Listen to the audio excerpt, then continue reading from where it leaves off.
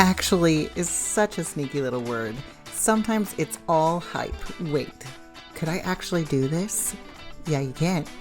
Sometimes it's the annoying one, like when someone's on stage with their 10-step success story and you're in the back listening saying, okay, that's awesome, but how did you actually do it?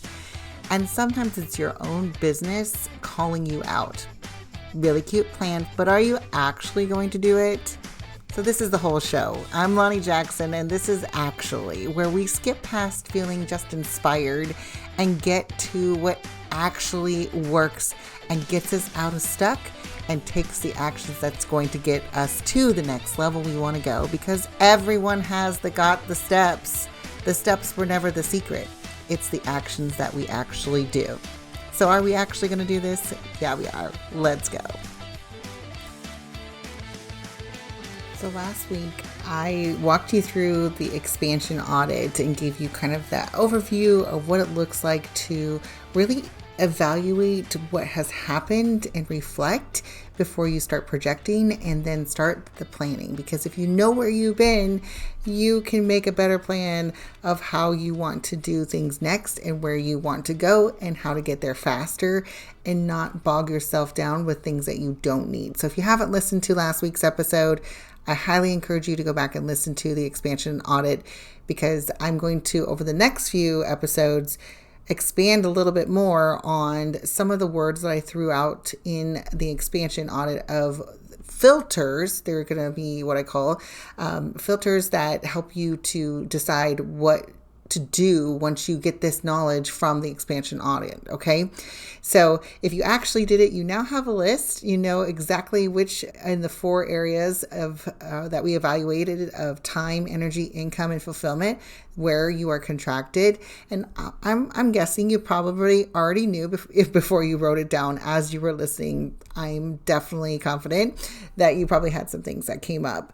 So what happens after the expansion audit usually is nothing. Not because you don't care, but because knowing what's draining you and actually stopping that and pivoting and changing and doing something about it is very different than just knowing about it. So one of them is kind of uncomfortable and stopping and in actually changing. So today we're going to do the uncomfortable part of this process. And it's just not that's too bad, but sometimes we have a little bit of resistance around it. But we do have to stop and say, okay, what are we going to stop and what are we going to start? And I put these two together in this episode on purpose because it is needed to have both. We have a lot of things. There is always something else to do in our business. Let's just be real. There is always endless things that we can do, and we add them quite quickly oftentimes. And I like fast action. I like it when people don't hesitate. That's a great feature in my clients, is like when they're like, oh yes, absolutely, let me just do this, let me get started, let me take the action and implement it quickly. And that's amazing. However, we do still have to take this moment where we evaluate it and then stop the things that are no longer working for us. So nobody likes to teach this part. There's endless content about what to add to your business. I mean, I just did this morning on social media for 5 minutes, and it was add this to Claude, do this prompt, this new social media. There's this new platform that is just launched and you should be on it right now, and there's this thing and this thing, and there's so many things about what to add to our business. We will never run out, but there's almost nothing about what to put down.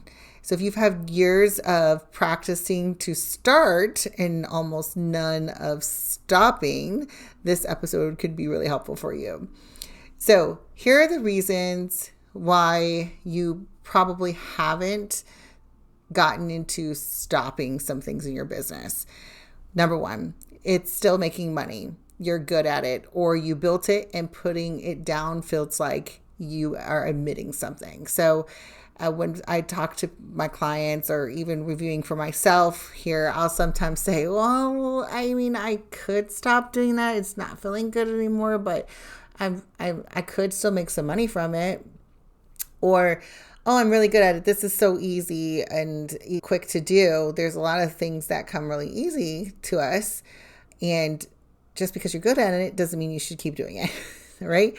Or this one's the hardest one, I think, because we get attached to a lot of the things that we create in our businesses. So we build something and we put a lot of time and effort into it. And when it is done, it's no longer bringing fulfillment. It's no longer bringing, maybe it's not even bringing money in, but putting it down feels like I'm admitting failure or fill in the blank, whatever it is. Because we do feel a lot of those, it's that thing that we just like hold on to, because if I stop this, what does this say about the version of me who started it? And the answer is nothing. It says she was right for then. This is something that really was powerful for me to start realizing, that me pivoting, me changing, pausing, relaunching, stopping, whatever it might be, meant nothing about the version of me who started that thing. It's all about the version of me who is wiser, more experienced, has life changes, different season. And I respect that old version of me and this new version of me as we go forward. So take a pause and ask yourself, am I trying to make this about something of the version of me who started this, or who was this, or who thought this at the time, or who had this big vision? Because that's another thing, is sometimes we start things that we're like, oh, this is exactly what it's going to be. We lay out our 10-year plan, and then 2 years later, now we don't want to do that anymore, but we feel guilty about it. I don't like that. So let's release that guilt. Let's release that version of us that says, oh, I'm going to look bad, or whatever it might be. And then we also need to bring back the permission that I stated last week. Sometimes we are allowed to, quote unquote, retire something, pause something, even if it's still making some cash flow for you. Big companies do this constantly. Just a reminder, they pause things, they pivot things, they bring things back 3 years later looking completely different. And that's not failure. That's just being a CEO. My husband and I fell in love with the Chick-fil-A jalapeno sandwich that they launched earlier this year. Oh my gosh. I don't even remember the full name of it right now, because it was only up for a small, short season. And every time we went in after the first time we had it, they were sold out. They were sold out. So obviously everyone else loved it. And then they just took it away and they brought back the pimento cheese sandwich. And this is just like an example from a big corporation, but look at what they do. There's the McDonald's McRib and all these other things that are just super hot for a moment, and then they take them away. And it's actually kind of strategic, so it doesn't get stale. So permission granted to yourself to be a little bit like Chick-fil-A. I say that because our kids are obsessed with Chick-fil-A, and I'm gluten-free and they have lots of options for me. So we use this as an illustration today. It's not failure to be just like that and make those decisions. It's just being a CEO and being strategic for yourself. And then again, coming back to stopping things that aren't serving us anymore, or maybe are not producing the way we thought they would. That's the thing that I a lot of times can come up against it for a wall for myself, or for the clients that I'm working with, or people I'm talking to. We will have this conversation where it's like, well, this should be bringing me in more. This should be doing X, Y, and Z for me, but it's not. So should I keep doing it and continue to do it, or should I stop? And that's a hard decision right there, because it is very evident that we're like, yes, this could be bringing me more. It could grow, it could scale, it could do awesome things for me, but it's not. And the cost of the energy and the time are not equaling out to the income revenue that I wanted to have after all this investment. And that is a tough spot to be in, when you're like, hey, I've invested a lot of time and energy into something that should, in theory, be bringing me more leads. It should be bringing me more cash. It should be bringing me more awareness, whatever it is. Weighing that and saying, is it time to stop this? Because it's distracting me from other things that could be bringing me cash. Example for me for this was about five years ago. I started my very first podcast and loved that podcast. I had some big visions for it. I had a really thriving Facebook community that was growing. So I launched in tandem with that growing Facebook group a podcast very centered on a target audience and for mom entrepreneurs. At the time, I was very, very mom entrepreneur focused. I attract a lot of mom entrepreneurs because I definitely know what it's like to juggle business and babies. However, my messaging was very different than it is today. Going back to that podcast though, when I was doing that podcast, I was spending a lot of time. I was spending money. I had people working on it for me. I had a virtual assistant who was supporting me with it. I had guests come on. I had emails going out and a promotion plan, and I was doing a lot of work. I probably was putting in 20 hours a month into this podcast, plus the investment of my team, and it just really never took off. And I did it for over almost a year and a half, and I just had to have this moment where when I was doing this expansion audit, and this is when I first started doing the expansion audit, it was because of this actual podcast, I realized I needed to really review what am I investing in here? And in theory, a podcast can be such a powerful thing. Obviously, I'm doing it right now, so I still believe that to be true. But if my podcast was taking up my time, my energy, resources, and not bringing me a return on impact and fulfillment, I need to consider that opportunity to be done and to stop it. It doesn't mean I'm done forever. Obviously, I launched a brand new podcast, which this podcast is such a next level for me. And it's just, I love it. I can't even explain it.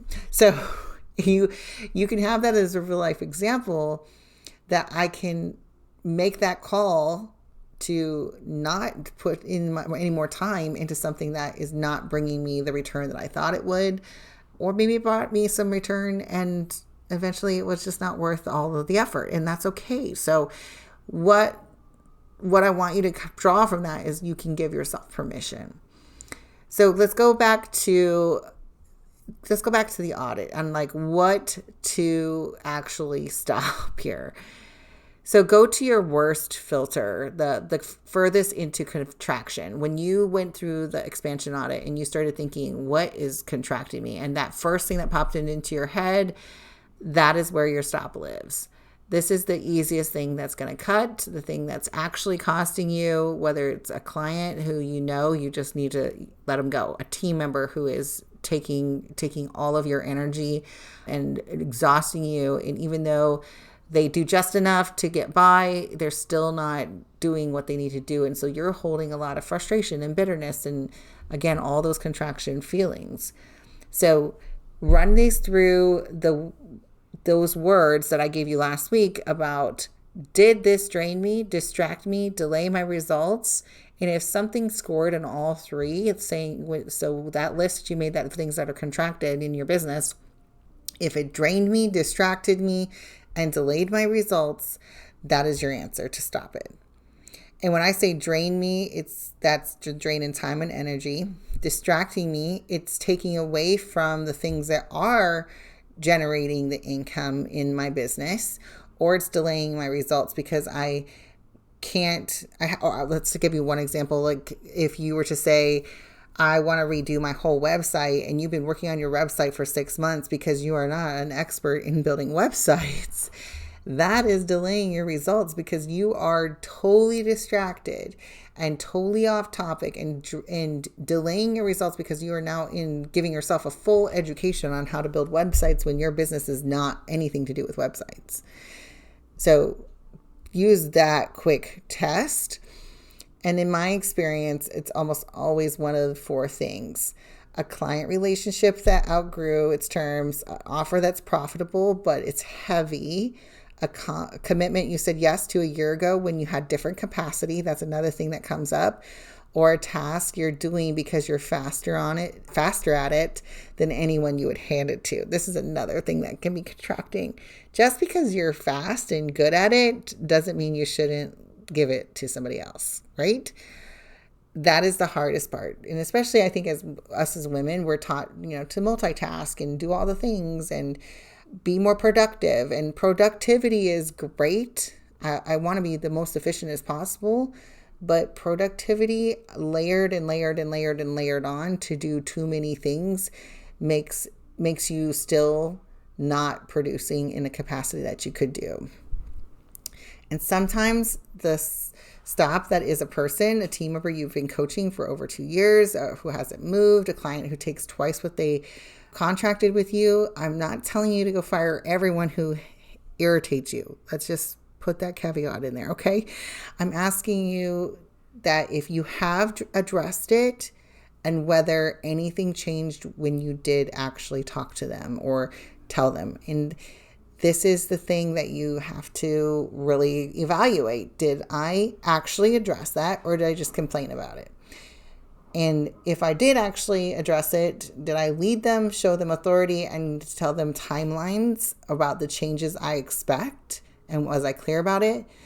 And if you did, if you've led them, you've held them accountable, given it a real shot, and it's still exactly where it was or worse, that's your data. That's not your being harsh. It's you finally believing what you've been watching and stop giving it excuses.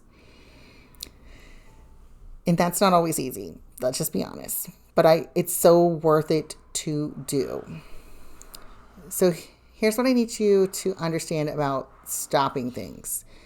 If you clear space and don't decide what it's for, it will be full again within a month. And you will not be able to tell me clearly what filled it.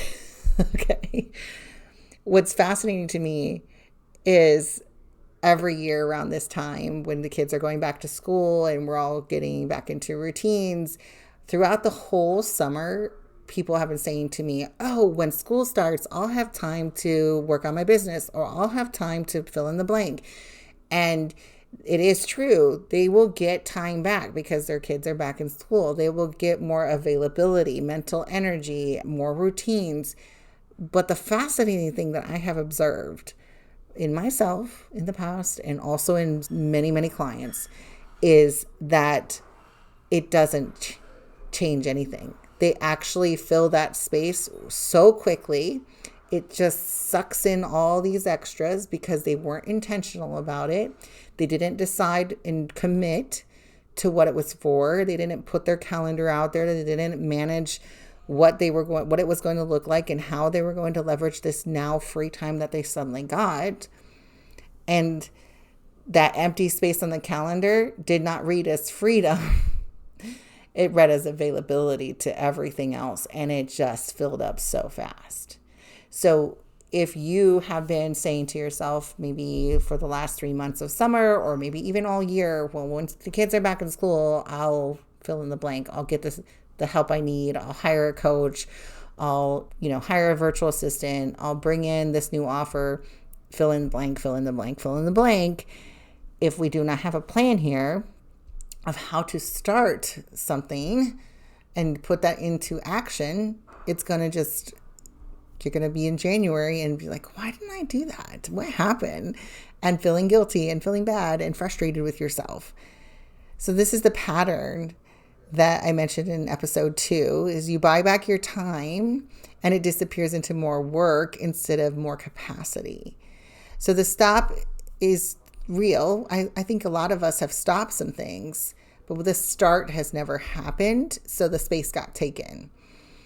So every stop needs a start attached to it. And I want you to name it before you make the cut, not after.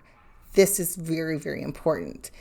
And the start doesn't have to be a new offer, a launch, a new line of revenue, etc. Sometimes the start is CEO time. And that is honestly where I would tell you to start with, is if you do not have CEO time, remove something.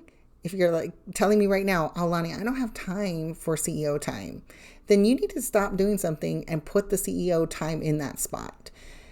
Because the strategy work that you never get to, and all of that, it's just gonna get filled up with something else. You're gonna get filled up with scrolling and distractions and the new features and the AIs and all the things. And I don't want that to happen to you. So intentionally make sure when you remove and you stop something, before you remove it and cut it, have a plan of what to do with that time. And sometimes it can be family time. It can be something intentional for yourself. Maybe you need some, self-care time added into your week, which is a legit thing for a lot of us as women. But it's not going to just happen because you remove something. It's going to happen if you put it on the calendar. So there's a calendar craze in our house right now. We got a lot of football stuff coming up. We have volleyball, school events, vacations, work schedules, my retreat coming up. My husband has some stuff going on. There's so many things. It's with a household of 8, you can imagine, right?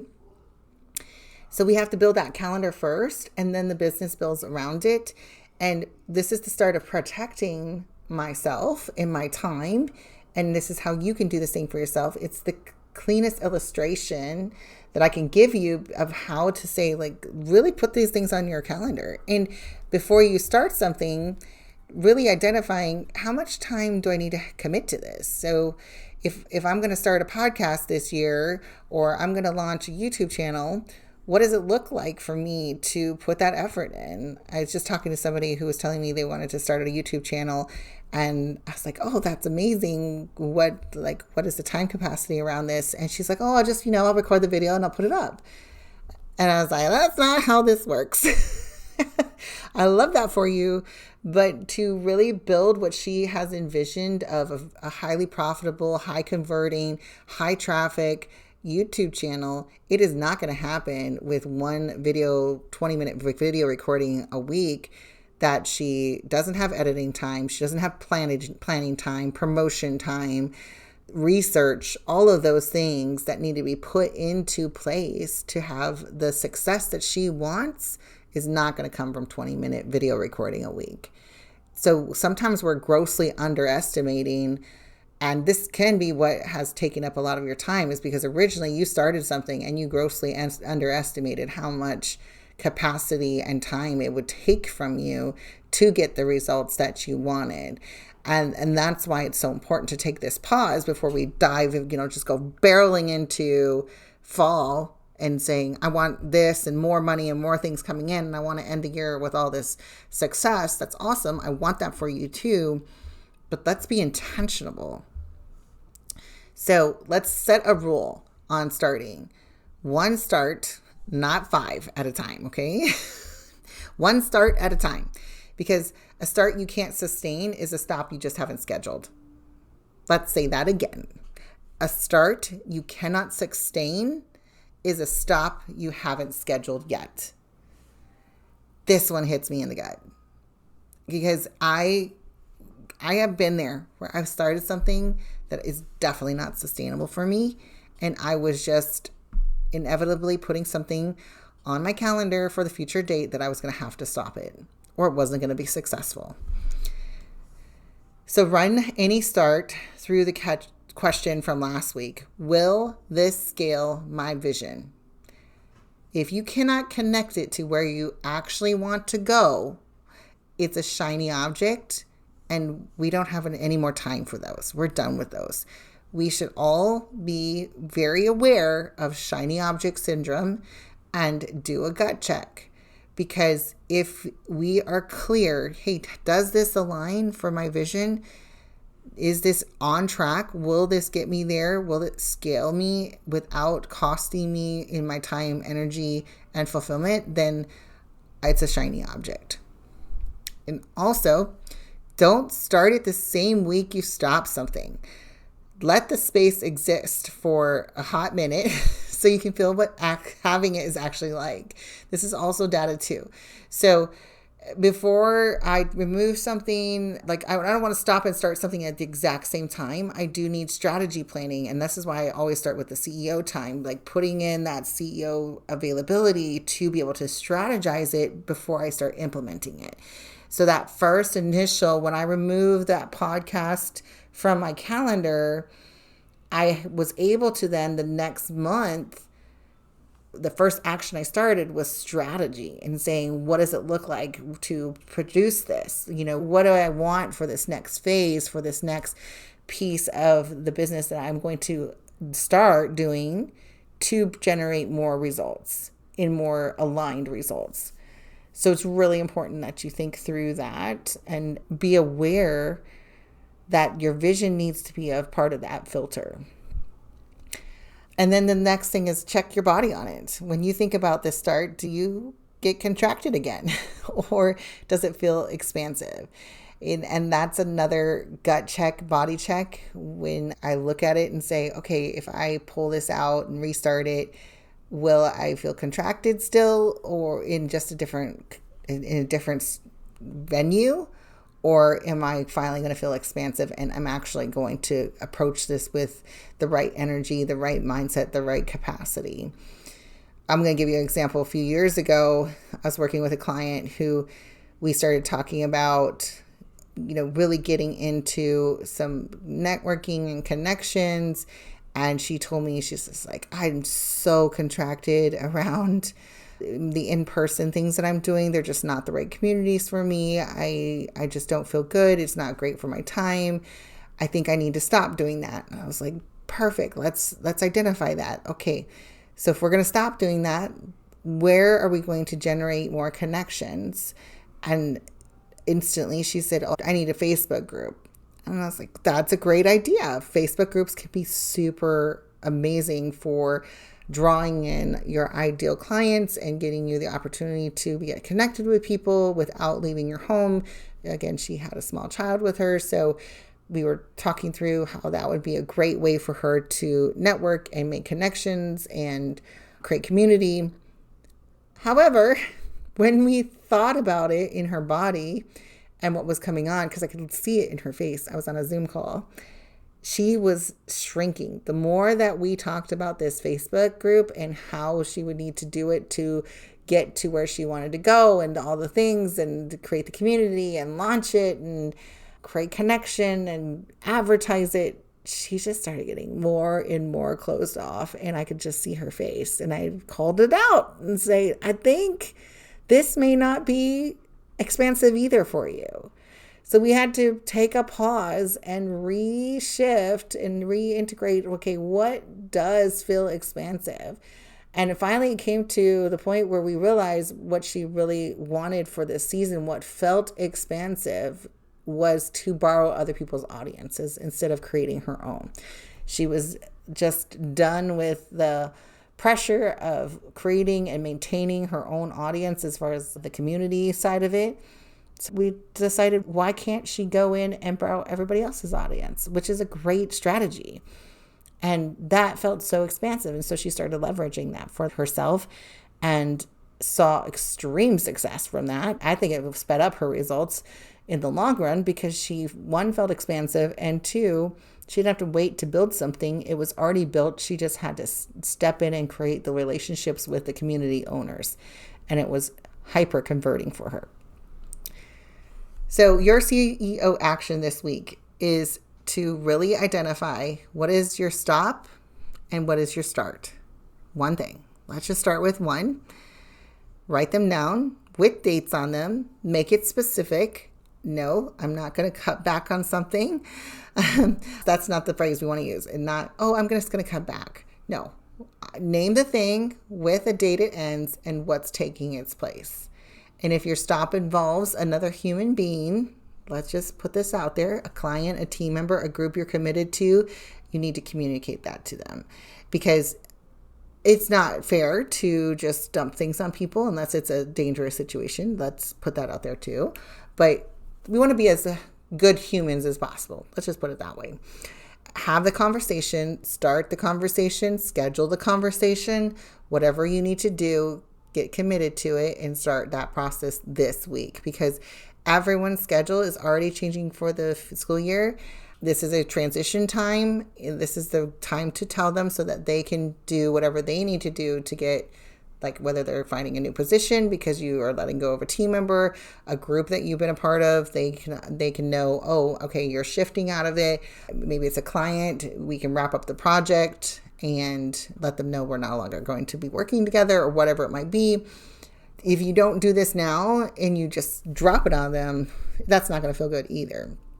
So take that moment, especially if it involves another human being. This is your action steps. If you did not do the audit, go back and listen to the episode right before this and go through that audit, because these action steps really don't work without that audit. Then the next thing is to name the stop. The one thing that drained you, distracted, delayed you, and write it down and pick the end date. And then before you make that cut, identify what is taking up that space and decide it now, or the space gets decided for you.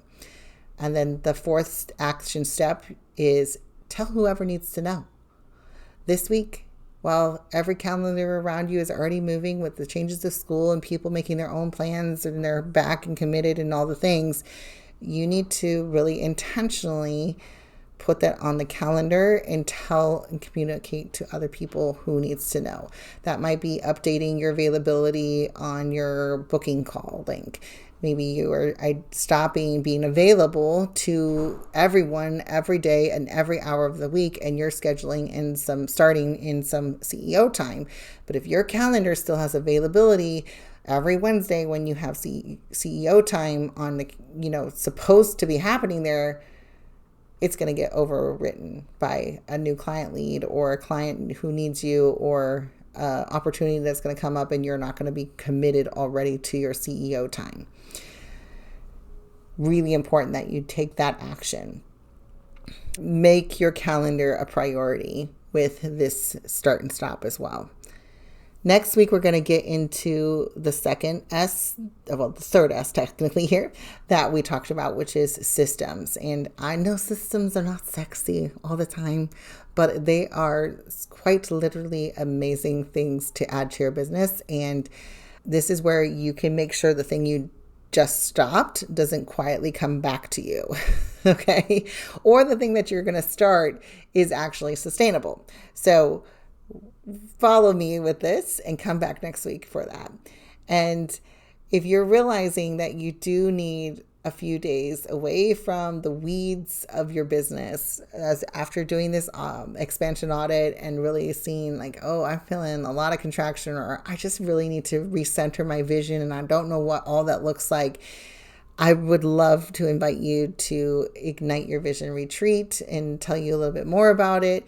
That's coming up here in a few weeks, end of September. And I just know how that impacts us as entrepreneurs and women, especially, to get out of the weeds and to really recenter the vision, look at the contraction and the expansion and the capacities that we are running up against and recenter them. That will help you with identifying more things to stop and to start and how to schedule that in. And then again, with all these different next episodes that we're doing, we will be layering those in as well. So if you are interested, there's still a little bit of space left. DM me the word Ignite on Instagram at Lonnie J. Jackson, or on Facebook. Find me there at Lonnie Jackson. And I would love to share more info with you. I am very excited to see you next week. Go take the action, schedule in the CEO time, and create the capacity that you want for the scaling that you want to see in the next few months for this scaling season. I'll talk to you soon. Thanks for listening today. But here's the part where I step into my coaching shoes and remind you that listening was the easy part. And now your business is standing there with its arms crossed going, that's so sweet, but are you actually going to do this? So my challenge to you is pick one thing from today and do it this week. Only one. One is a big impact of action. And if that one thing is still unclear and you want to implement more, That's usually when people come and find me. The link to book a call is in the show notes. And also, if you really just love this episode and want to share it with a friend, I'd love for you to share it on social media. Tag me at Lonnie J. Jackson and tell me what you got from today. So are we actually going to do this? Yeah, we are, girl. Let's go.